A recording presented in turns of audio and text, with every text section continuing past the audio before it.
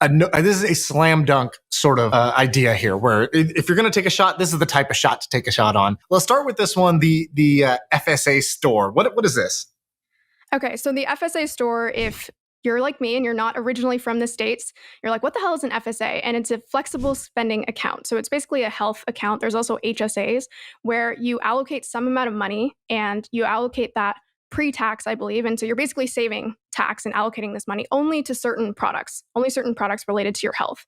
These products range from actually seeing a doctor to, getting a COVID shot or not a shot, sorry, I should say, a test or Band-Aids. There's a whole range of products that you can use it on. But the interesting part about an FSA that's different from an HSA is that it expires.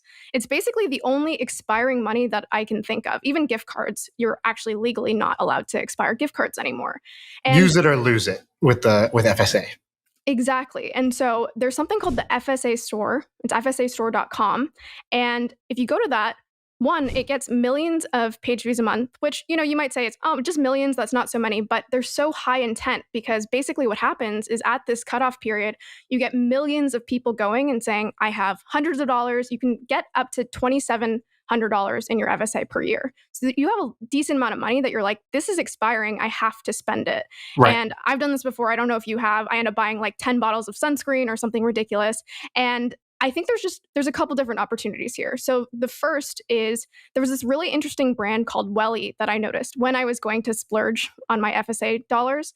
And all it was, we've talked about some of these topics on My First Million before, where you take a really boring business like Band-Aids and you go, okay, I see Band-Aid brand and no one's really doing anything interesting around Band-Aids. And why don't I just create a really cool D2C version of Band-Aid? So if you go to getwelly.com, you'll just see it and you'll be like, okay, one, this is such a beautiful site. And two, I'm into Band-Aids. You're like, I kind of want some of these Band-Aids. And so what I found interesting about this is there's all these other kind of product lanes that you can just like walk down and CVS or something like that and be like, oh, that's boring. That's boring. I haven't seen that reinvented. And actually one of people have probably heard of Eric Ryan. He's the founder of Welly, but he's also done Ollie gummies, which people are probably familiar with, and Method soap. So he's basically doing this, but I think there's a lot more room for other people to do the exact same thing and use the FSA store as almost this like really interesting acquisition house for if I go to FSA store and I just click shop at the top, the number one, like the first product is a Welly pack of bandages, but it has other things like, Zyrtec medicine, sunscreen, icy hot, a Theragun type of thing, contact solution, whatever. There's a whole bunch of things you can pay for this. So I actually think you just brought up two separate but interesting ideas that can be combined, like this example. But let's talk about the Welly example. So at HustleCon, that guy you were talking about, Eric Ryan, I think he came and he spoke. And he was talking about how I started Method Soap. And he's like, all right, Method Soap, it's now this big company, whatever. I forgot how much he sold it for. I think $100 million or something like that. Exact numbers don't matter. A lot of money. And it's like, how do you create a soap brand? And what he described as his method that he's used for Method Soap, for Ollie gummies, and for Welly, which is, he goes, walk down any aisle. What you're looking for is what I call a sea of sameness. And so he put up this photo of the soap aisle, and it was just like all a bunch of green bottles. It was like every like house cleaner was green in a bottle, and it looked exactly the same. And their names were even kind of the same, the way they're like, like whatever they were called, like Windex and like spray, spray fast or whatever, right? Like these kind of a certain type of name.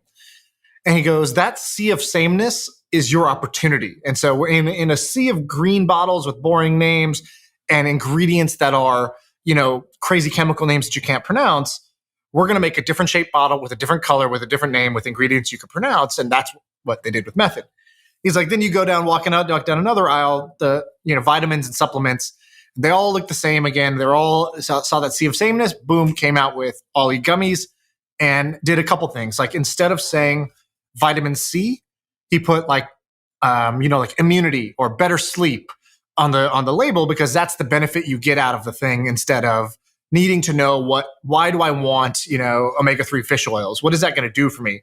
Omega-3 fish oils, not that motivating, better hair and nails, way more motivating. And so use that insight, made a better bottle, better name, and rolled it out.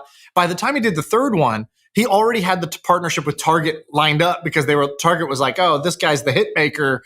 So you basically get kind of like a record deal with us. Whenever you come out with your next thing, you're going to get shelf space from day one instead of having to build up to get there. And so that's what he did with the welly Band-Aids, because he looked down the Band-Aid aisle, was like, wow, every Band-Aid is the same. They all have this like skin color like look that's like, it's not actually anyone's skin color, but it's like meant to kind of like, blend in. And we're going to make the most fun looking Band-Aids that are like your cut, your bruise, your scar is a badge of honor. And you should have like kind of like it should be a story worth telling. And so let's make it stand out. And, you could tell by just the way this guy describes something as boring as a Band-Aid, why he's successful, because he's able to he sees, the Olympics in a Band-Aid. And that's why he's able to approach it very differently. So I think that's one interesting thing you talked about. And where else could you do that? And we've talked about that before. I think one of the last ideas that came out of this was with the founder of David's Teas. And he said, I think it was like Duraflame, basically, like the log company. Like if you can make just sort of like the modern, the welly Band-Aids of Duraflame logs, because there's, quite a large amount of sales of that product, but it's like a very sleepy category. Did you see the one? It was like KFC smelling Duraflame logs. No, they like partnered that's hilarious. With KFC, and they're like, make your house smell like Kentucky Fried Chicken, and it was amazing. There is a brand for that. I don't know if it's a brand. I saw it on Walmart, so I think they actually just partnered with KFC. But I love this idea of actually, speaking of David's Tea, if anyone's listening, I know sometimes we talk about like really broad topics, but something you could actually start today is this thing called butterfly pea tea, which is basically, I used to drink this stuff every day in Thailand, and it's this tea that probably costs like 10 cents to actually make, and you put it in your tea. It makes your tea bright blue, and then you're sitting there and it actually tastes pretty good. You add a little bit of lemon juice and it turns bright purple. And it's just this like kind of quirky viral thing. I think someone today could go source a bunch of butterfly pea tea from Thailand or wherever you originally get it, create an Instagram focused business around this. And it would be just like the KFC log, where it would just be like this initial thing, you get a quick hit, and then you build out a tea business around that. Right. Yeah, this is great. I remember back in the day, I don't know how old you are, but we used to do like, there was this drink, I don't even remember what it's called, Squeeze It or something like that. And it had this same thing where you could put a little capsule in and it would change colors. And so like, the kid at the lunch table who had the Squeeze It thing and it was blue, and then he'd put it in and it turned, crazy pink or red or whatever. That was like, just 5 seconds of entertainment where everybody's looking to see what is that fizzing thing and why is it changing colors. And so I love this model of basically looking at very Instagrammable products. So TikTok, Instagram, what will work well here? And then how do I work backwards from that and actually say, is there a business here? And tea is like high margin, high retention, if you can do it. So I kind of like that idea. You said you used to drink this when you were in Thailand. Is that right?